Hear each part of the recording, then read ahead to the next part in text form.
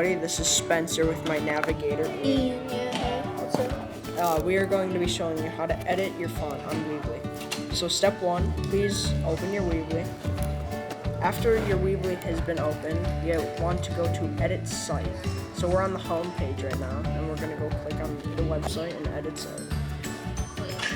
Once you have booted up your site and it's done loading, you want to click on the box in the top right with the 2 rectangles inside of it. You want to click on change fonts, click on anything you want, such as paragraph text, and then you can, from here you can change the font weight, font size, line height, etc.